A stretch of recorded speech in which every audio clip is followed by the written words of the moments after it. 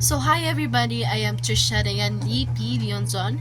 I am from BSN 1A18 and today I'm going to explain about the topic in SAS 18, which is the solving linear programming maximization problem. So what are the lesson objectives in this lesson? We have here the solve linear programming maximization problems graphically and interpret the solution to maximization problems, use linear programming to solve specific business problems like managing resources or maximizing profits. So what is linear programming?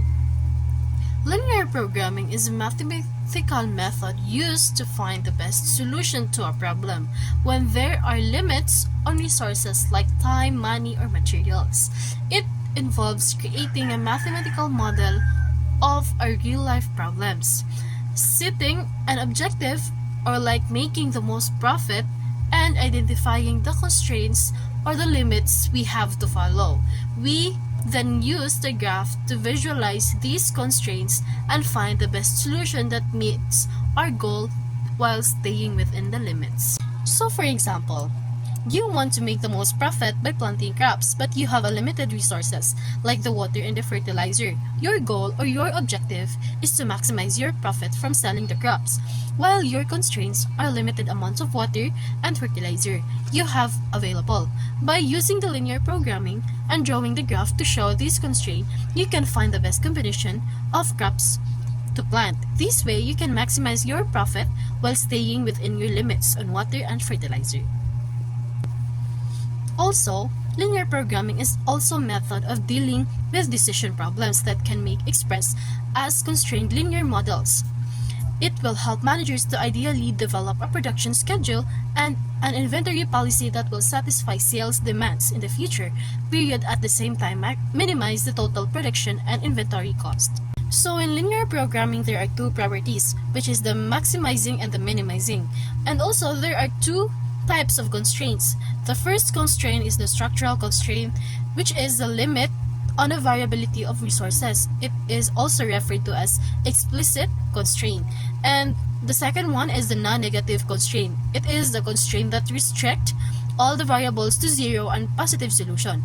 It also referred as implicit constraints. So in linear programming maximization problem, we are going to use the Polya's 4-step process. The first step is to understand the problem. And then we are going to clarify or identify the objective, determine what needs to be maximized, understand the constraints, and identify the limitations or restrictions on the decision variables. The step 2 is to devise a plan. We are going to do a graph on constraints to visualize the feasible region, which represent all possible combinations that satisfy the constraints. And then in step 3, we are going to carry out the plan. In carrying out the plan, there are 7 steps. The first step is to represent the unknown problem, which is the x and the y. Step 2, tabulate the data based on the given, if necessary lang. Step 3, set up the function, which is the objective, structural, and non-negativity. Step 4, we are going to plot the constraints. Step 5, solve the intersection of the lines if needed lang, which satisfy the solutions simultaneously. Step 6, we are going to substitute the feasible vertices on the objective function. And the last step is the decision or the result of the problem. And then the step 4 is to look back, that interpret the solution once you've done identify the critical points that maximize the objective function, interpret the solution in the context of the problem. Or it is like a solution or the conclusion of your problem. So we have here the key points of this linear programming maximization problem. We have here the goal to maximize something like profit, choices, decide on different action or quantities, rules, to follow the limitations like budget or time, possible solution, the set of choice that meet all rules. And we have here the real-life application in businesses, deciding how many products to make to maximize the profit. In finance, choosing investments to earn the most profit with acceptable risk. And in transportation, in planning the best route to save time and fuel. So we have here the example 1. So it says a tutoring center offers 2 types of tutoring session, which is the math and the English. Each tutoring session requires assistance of 2 tutors, tutor 1 and the tutor 2. Each mathematics session requires 1 hour of tutoring by tutor 1 and 2 hours by tutoring 2, while each English session requires 2 hours by tutor 1 and 2 hours by tutor 2. The center has tutor 1 available for 20 hours each month and the tutor 2 available for 30 hours each month. The profit per mathematics session is 200 pesos and the profit per English session is 300. How many sessions of each type should a center schedule each month to maximize the profit? So we have here the solution. In solution, we are going to use the Polya's 4 steps. The first step is to understand the problem. So the goal is to maximize the profit by determining the optimal numbers of sessions each type to schedule each month, and then devise a plan to maximize the profit. We need to determine the number of mathematics and English sessions that will use the available tutoring hours most efficiently. We'll set up equation based on the constraints and then use techniques like substitutions or linear programming to find the solution. And then we have here the step 3, which is the carrying out the plan. So in carrying out the plan, the first step is to represent the unknown problem. So we have here let x represent the numbers or represent the hours of the tutoring in math and the y in English. So we have here the step 3. We don't have step 4 because this is if necessary lang siya. So wala tayo step 3. So we have here the step 4.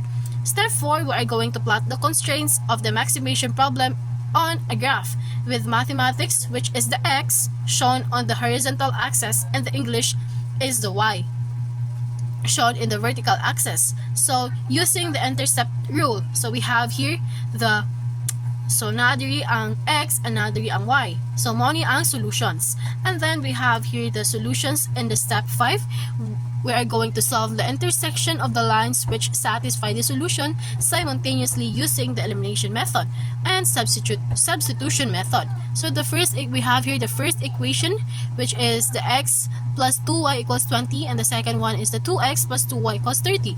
We will solve the intersection of the first equation and second equation using elimination method and find the least common multiple or the LCM of x to eliminate the variable of x. So we have here the solution as we can see, and the answer, it turned out to be 5. So we will substitute the value of x in the first equation to obtain the coordination of the intersection. And then we also have here, as we can see, we have here the equation, and then it turns out 10. And then to check the substitution of variable of x and y to the first equation, point intersection. So this is how we're going to check it. And this, in the other side, we have here the graph on how the graph looks like. So this is how it looks like. And then in the step 6, we are going to substitute the feasible vertices on the function to get the maximum. So we're going to maximize. So we have here the solutions over here, and then the step 7, we have here the decision or the final answer. Therefore, we should schedule the 10 math session and 5 English session each month to maximize the profit. So in Polya's 4-step process and 4-step, we are going to look back. So interpret the solution. To maximize the profit, the tutoring center should schedule 10 math session and 5 English session monthly. So this balances tutoring availability and session profitability, ensuring efficient resource allocation. So this is how we are going to solve it. So we also have here the example 2. We have here, so this is the problem. You're helping your aunt about her boutique in producing 2 designs of gowns, A and B, and has the following materials available: 18 square meters of cotton and 20 square meters of silk and 5 square meters of wool. Design A requires the following: 3 square meters of cotton, 2 square meters of silk, and 1 square meter of wool. And in the design B, it requires the following: 2 square meters of cotton, 4 square meters of silk. If the design A sells for 1,300 pesos and the design B for 1,600 pesos, how many of each garment should the boutique produce to obtain the maximum amount of the money? So we have here the solution. So we're going to use the Polya's 4 steps again. So the first step, we're going to understand the problem. We need to determine how many of each gown design, or the A and B, a boutique should produce a maximized revenue given constraints on the available materials. And then we have here the step 2, to make a plan or to devise a plan. To solve the problem, define the variables of each gown type, write the objective function to maximize revenue, formulate the material constraints, graph these constraints to identify the feasible region to find the vertices of this region, and evaluate the objective function of these vertices to determine the optimal production quantities. So as we can see here, we are going to do the step 3, which is the carrying out the plan. And carrying out the plan, we have here the first step, which is to represent the unknown in the problem. We have here the X that represent the A, or the design A, and the Y that represent the design B. So we have here the step 2 in carrying out the plan. We are going to tabulate data about the facts if necessary siya. So as we can see here, makita na nato siya here sa diri.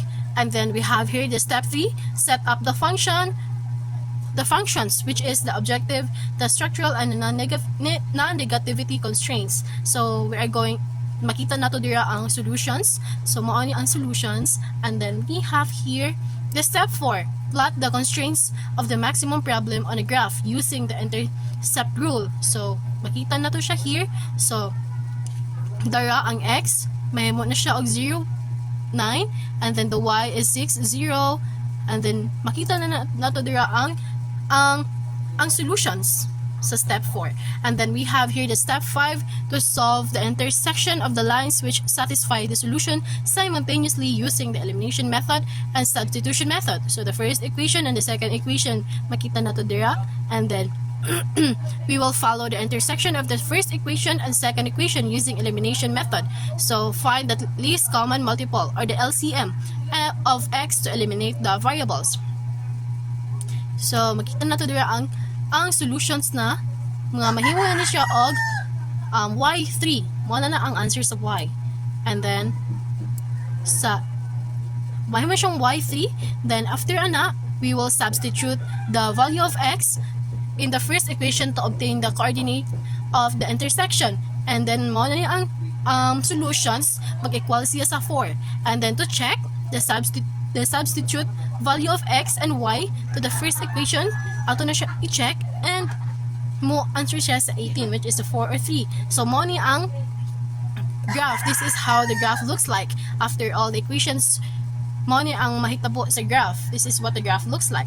And then we have here the step 6 na, which is to substitute the feasible vertices to the function to get the maximum. We're going to maximize. So there are solutions.